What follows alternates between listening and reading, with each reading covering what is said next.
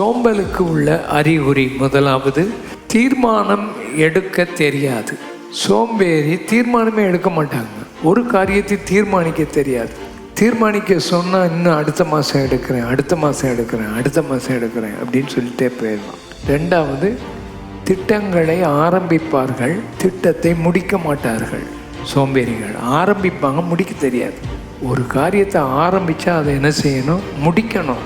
இல்லாட்டா ஆரம்பிக்கக்கூடாது. ஆரம்பித்தா முடிச்சிடணும். இந்த புது வருடத்தில் திட்டம் தீர்மானம் எல்லாம் எடுத்தீங்கல்ல, ஒரு வருஷத்தில் பைபிளை என்ன செய்திருவேன்?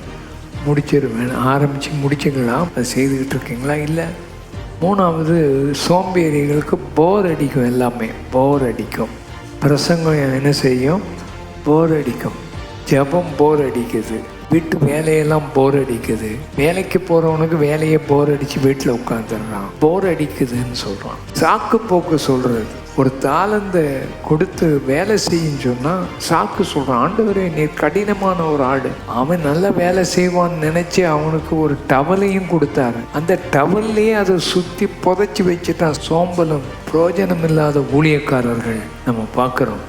அடுத்தது, முதல் இடம் ஆண்டவருக்கு கொடுக்கணும். முதலிடம் கொடுக்காதவங்க எல்லாம் சோம்பேறிகள். முதலிடம் கொடுக்க வேண்டியதுக்கு கொடுக்கணும். காலையில் எழும்பினோடனே எதுக்கு முதலிடம் கொடுக்குறீங்க? ஜெபம் பண்ணுறதுக்கு பதிலாக முதல்ல போய் எதை எடுத்துடுறது? இந்த ஃபோனெல்லாம் எடுத்தது, அதை எடுத்து பார்த்துக்கிட்டே இருக்குது.